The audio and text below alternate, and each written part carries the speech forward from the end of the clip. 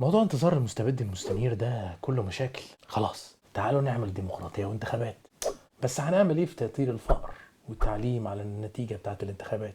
خلينا صراحة مع بعض، يعني ايه الحل؟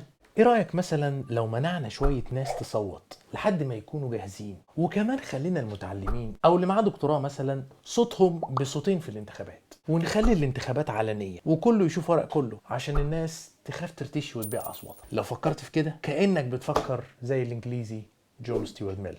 بس هل يا ترى بتفكر زيه في الحاجات التانية؟ يا سلام، سلم على مخك البلالان يا بحر العلم يا ترعة المفهومية.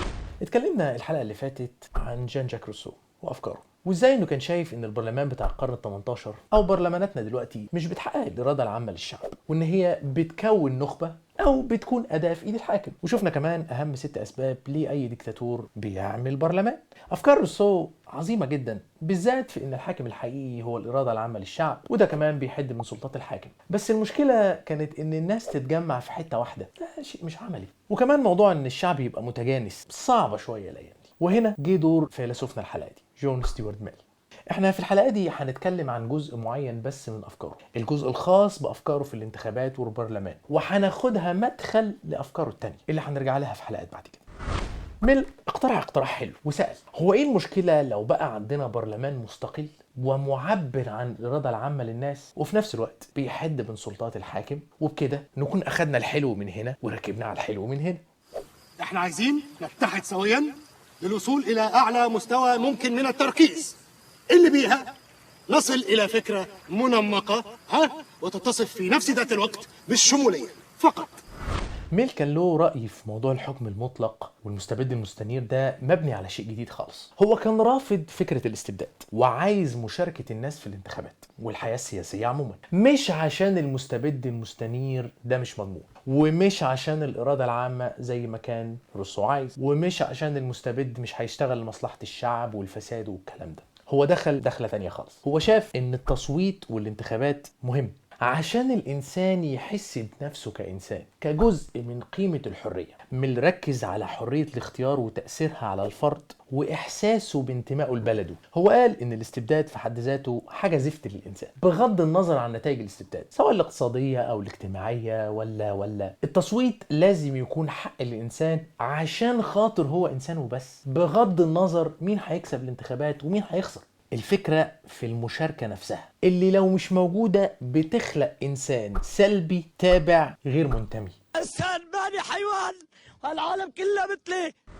جون ستيوارت ميل دخل دخلة كده زي دخلة عبد الرحمن الكواكبي في أثر الاستبداد عن نفس البشرية. يعني بالبلدي، هدفك انت كإنسان مش ان انت تاكل عيش وحلاوة ولا تاكل جاتوه، انت هدفك الحرية، وقيمتك كبني آدم تبقى حر تختار بمزاجك. فعشان كده لازم تشارك في السياسة والانتخابات مهما كنت انت.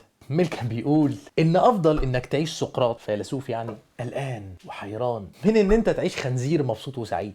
كأنه بيقول ان هدفك مش تاكل وتشرب وتنام، وما ينفعش حد يعاملك كده ويختار لك ويقرر لك. الحرية دي قيمة وهدف لوحدها. الحرية لقمة هنية تيجي بعديها أي حقوق، لما تقول كلمة حرية لازم ترفع ايدك فوق. الحرية لقمة هنية هناخدها لو مش بالذوق. تحس هنا ان ميل بيرد على افلاطون ومثال المركب اللي شفناه في الحلقة السابعة، وبيقول له يا استاذ احنا مش هدفنا المركب توصل بسرعة وتكسب فلوس اكتر، وان البحارة كده كده هيغرقوه، وان المركب اللي هي البلد تتغنى. لا، احنا هدفنا الرئيسي ان البحارة اللي هم عامة الشعب يحسوا ان هم بني ادمين مش حيوانات او ترس في مكنه ملوش لازمه. مين اللي قالك ان هدف البحاره اصلا الوصول للمينا بسرعه او المكسب الكتير؟ مش يمكن يكونوا واخدين المركب يتفسحوا او رايحين فرح او حتى رايحين يصلوا؟ يعني لو الزمن دار بشكل مختلف ممكن تروح تصلي تلاقي جون ستيوارت ميل واقف في الجامع بيقول لك لقد كرمنا بني ادم، الفرد الانسان، وربنا هيحاسبك على اختيارك وهيكلمك عن فكرة التكليف. فلو مفيش حرية اختيار، طب ايه؟ انت مش هدفك انك تكون اقوى واجمل واحد، ولا انت طاووس ولا انت اسد، انت بني ادم هدفك حاجة تانية خالص.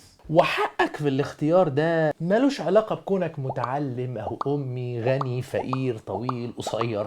وعشان كده لازم ناخد رأيك ولازم تشارك معانا. روح يا شيخ الله يعمر بيتك.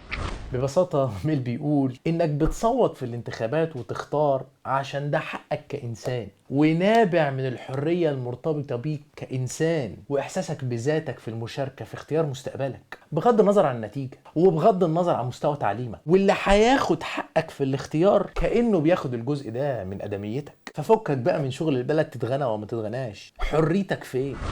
طبعا الدخله بتاعت جون ستيوارت ميل دي اثرت كتير من الناس اللي اتكلمت على الحريه وحقوق المراه والانسان، بس ده هنرجع له في حلقات تانية بعد كده. بس دايما هتلاقي جون ستيوارت ميل حقه مهدور شويه في الشهره في الدول اللي زي حالتنا، فهتلاقي ناس كتير في الشارع ممكن تكون عارفه مين روسو ومين كارل ماركس، حتى لو مش عارفين افكارهم بس على الاقل عارفين اساميهم. بس قليل انك تلاقي حد عادي كده عارف مين هو جون ستيوارت ميل، مع ان اي كتاب بيتكلم في الحريات في السياسة عندهم لازم يعدي على افكار ميل. بس الغريبة يا اخي بعض الكليات في اسبانيا ايام الحكم العسكري كان برضه بيعدوا بسرعة على افكار ميل وشهرته ما كانتش جامدة، اصل بصراحة برضه دخلته مش حلوة، وهو بيقول ان اهم حاجة للانسان هي الحرية ويربطها بالسياسة. الكلام ده ما بيأكلش عيش مع الدكتاتورية والعسكرية وبيجيب لهم حساسية، فالحكاية بتاعت عدم شهرته وتجنبه دي يمكن تكون مقصودة.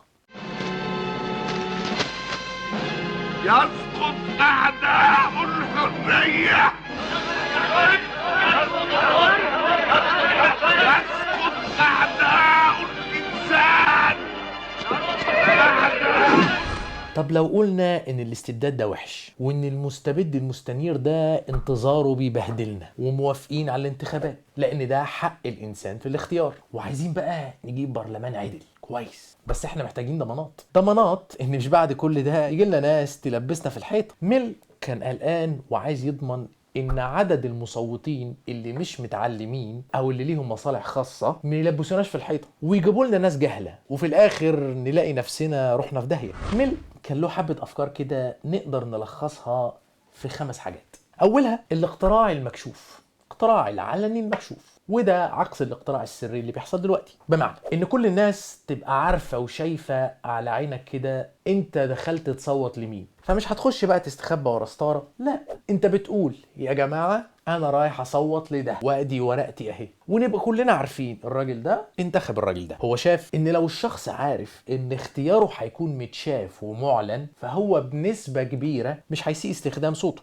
ولا هيختار المصلحة الشخصية وبس، وده بناء على فكرة كده ان اللي ما تخافش تعمله في العلن بيكون صح غالبا، وان كمان الاقتراع العلني المكشوف ده هيقلل نسبة الرشاوي الانتخابية، فمش هنلاقي بقى الشغل بتاعنا اللي هو العيل الصغير اللي بيدخل معاك تشوف انت انتخبت مين ويجبرك تنتخب حد معين، ولا الورقة اللي ب 200 جنيه المقطوعة نصين، نص تاخده قبل ما تصوت والنص التاني تاخده بعد ما تطلع تصوت للي احنا عايزينه، وتلزق النصين مع بعض وتاخد ال 100 جنيه في جيبك. لا ساعتها هيكون على عينك يا تاجر ومعروف مين انتخب مين ومين ما انتخبش مين، فانت لو انتخبت شخص فاسد عشان يعمل لك مصلحة شخصية هتكون معروف، ولو الشخص ده اتعرف انه بيقدم رشاوي فالناس اللي انتخبته هيكون اتعلم عليها برضه وكله هيخاف من الفضيحة. الانتخابات دي انتخابات فلوس، اموال وبعدين كلها وتلك قديمة، بس كلها جوه قديمة. ايه اللي نزل جديد؟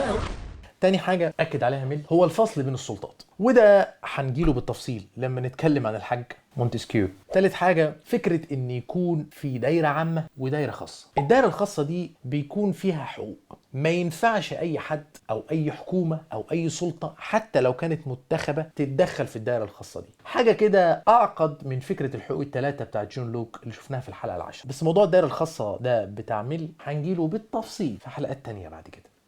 رابع حاجة قال لك ان عضو البرلمان ما ياخدش مرتب لانه بيشتغل للشعب وده واجب عليه، وكمان ميل طلب تحديد مصاريف الحملة الانتخابية، يعني عشان اللي معاه فلوس ما يأثرش على الناس ويخليهم ينتخبوه من كتر الدعاية.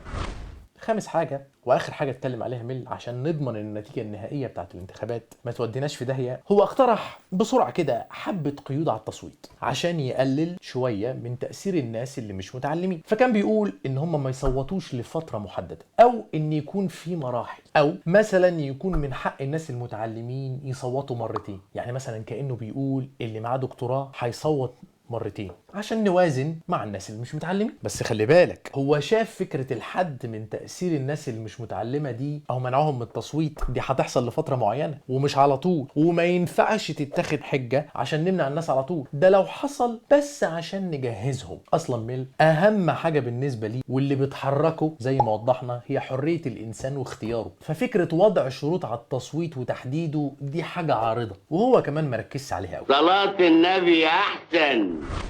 طبعا واضح ان افكار جون ستيوارت ميل عن الحريات واهميه الانتخابات والمشاركه واثرها على الانسان دي تخلينا نحط ميل في خلاط السياسه عندهم، واكيد مش عندنا الايام دي.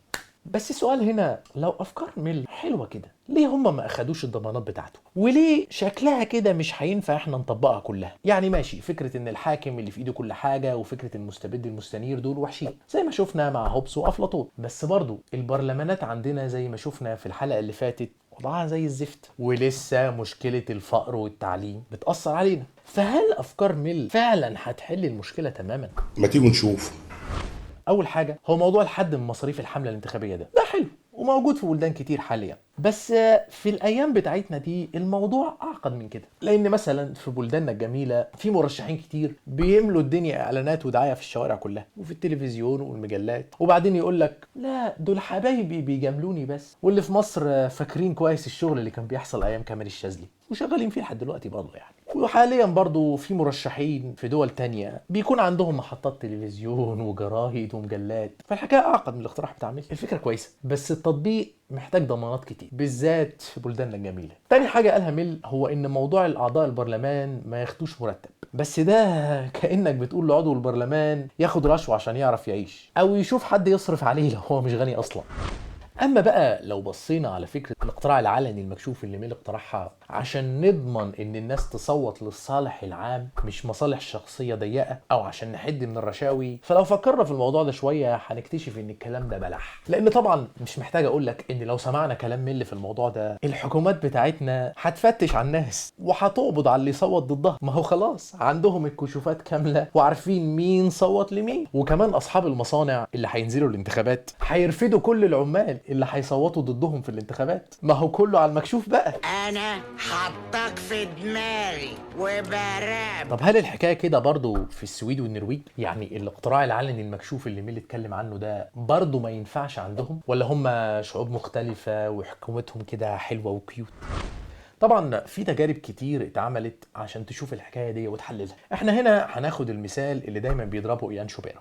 التجربه ان احنا هنجيب بقره وبنطلب من مجموعه عشوائيه من الناس ان هم يحددوا وزن البقره دي بمجرد ما يبصوا لها من غير ما يوزنوها. الناس دول في منهم خبراء في البقر ويعرفوا كتير جدا عنها، وفي ناس عمرهم ما شافوا بقره في الحقيقه، شافوها بس في التلفزيون. هنقسم الناس دول لمجموعتين عشوائيه. المجموعه الاولى هيتكلموا ويناقشوا والمجموعه كلها هتتفق على وزن واحد للبقره، والمجموعه الثانيه هيتكلموا ويناقشوا وكل واحد هياخد قرار ويكتب وزن البقره لوحده، وفي الاخر هنحسب متوسط الارقام اللي الناس اختارتها في المجموعه الثانيه. تفتكروا انهي مجموعه هتطلع الوزن الصح او الاقرب للصح؟ المجموعه اللي قعدت تناقش مع بعضها وفكرت وقررت مع بعض واتفقوا على رقم واحد، ولا المجموعه الثانيه اللي كل واحد فكر مع نفسه بعد ما اتكلموا وتناقشوا وكل واحد حط الرقم اللي هو شايفه وبعد كده خدنا المتوسط بتاعهم؟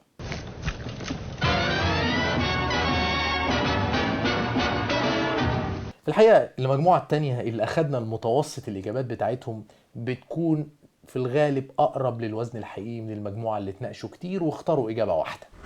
ايه ده يعني الديمقراطية والاتفاق ده شيء وحش بقى على كده وما بيطلعش الإجابة الصح؟ لا، تبادل الآراء والنقاش اللي حصل في المجموعتين ده حاجة جميلة جدا، لكن عشان نفهم التجربة دي بنلاقي إن حالة المجموعة الأولى بيكون في ناس شخصيتهم قوية وبيقولك أنا فاهم، أنا كل عيلتي عايشة مع البقر، أنا أعرف كويس قوي الموضوع ده، فبيخوف الناس التانية تقول رأيها لحسن يهاجموه ويقولوا له انت شرفك ويبهدلوه ومش هيعرف يدافع عن نفسه، فبيرضخ لرأي الناس الواثقة من نفسها او اللي عارفة تبين ان هي عارفة. فهنا ضغط المجموعة او نخلينا نسميه ضغط المجتمع هو اللي بيصنع القرار في المجموعة الاولى، على اساس ان يلا كلنا هنصوت لده، واللي هيختلف معانا هيحس ان هو مختلف وممكن يخاف. فالمشكلة هنا مش في النقاش والاختلاف الاراء، المشكلة بتكون في الضغط والخوف اثناء صناعة القرار. وعشان كده في كل دول العالم المتقدم والغير متقدم شغالة بالاقتراع السري عشان نفكر ونناقش، وكل واحد حر ياخد قراره ويصوت في الانتخابات من غير ما يخاف من التحرش بيه بناء على تصويته او يخجل من التصويت بتاعه. فمعلش يا عم جون ستيوارت ميل، هنعمل اقتراع سري ومش هنسمع كلامك في موضوع الاقتراع في العلني المكشوف ده.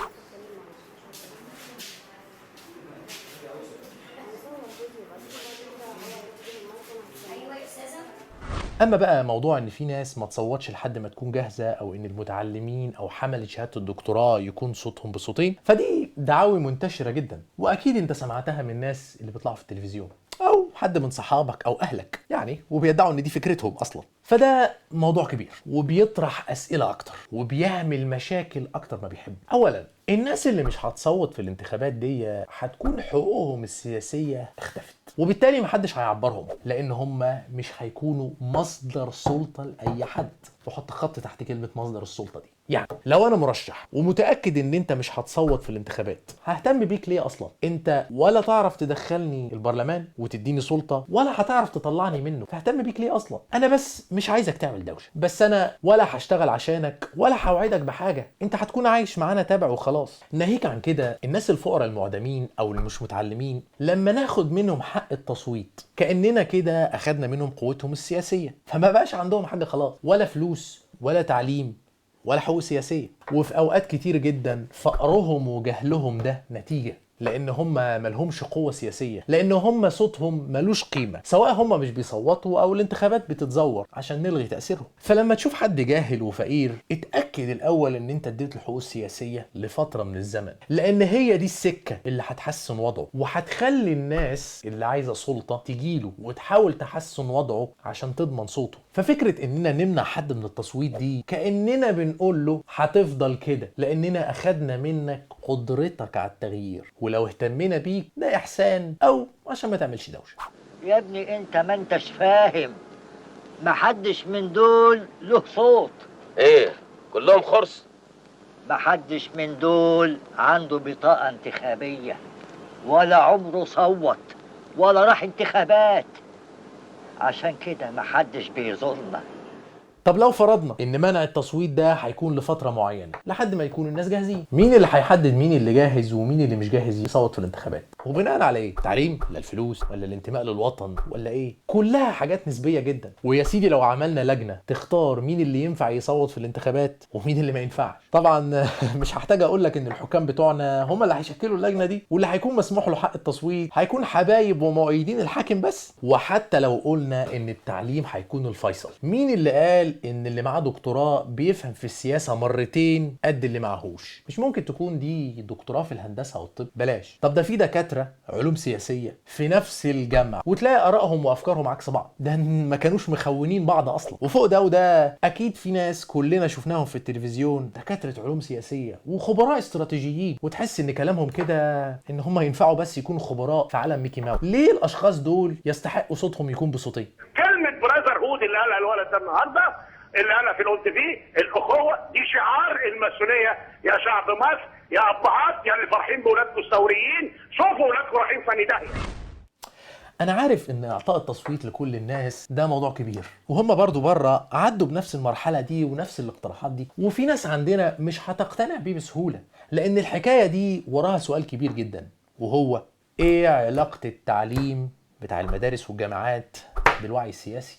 وده هنعمل له حلقة خاصة بعدين. بس قبل ما نقدر نوصل للسؤال ده لازم نفكر، هو سؤال الانتخابات ده ايه؟ سؤال عن المرشح الصح او البرنامج الصح، ولا الموضوع اكبر من كده؟ يعني في اجابة صح في الانتخابات واجابة غلط، وبالتالي نعرف نربط الصح والغلط مع الوعي السياسي ونعلم الناس يصوتوا صح، ونحط شروط ونقول ده يصوت وده ما يصوتش، ما احنا عارفين الصح فين والغلط فين. وسؤال مهم كمان، فكر كده في الواحدة. لو سمحت كن صريح مع نفسك. لو جون ستيوارت ميل في الحلقة دي فكر في موضوع الاقتراع العلني المكشوف ده عشان يتأكد ان الناس هتفكر في المصلحة العامة ومش المصلحة الشخصية، ولو جان جاك روسو حط لنا قائمة طويلة من الحاجات عشان نتأكد اننا برضو بنصوت للإرادة العامة مش المصلحة الشخصية. هل انت بقى المفروض وانت بتصوت في الانتخابات المفروض تفكر في المصلحة العامة للوطن ولا مصالحك الشخصية؟ يعني أنا هصوت في الانتخابات لو حد ضمن لي شغل وشارع مرصوف، مستشفى كويسة ومدرسة كويسة لأولادي وهكذا، ولا هصوت لحد يضمن لي ارتفاع الناتج القومي وارتفاع شأن الوطن في المحافل الدولية؟ خلي بالك الإجابة دي مش بسيطة. فكر كده على رواقة وبأمانة لحد ما نشوفك الحلقة الجاية. فكر في سؤال الانتخابات نفسه ده قبل موضوع المرشحين والأحزاب والبرامج السياسية.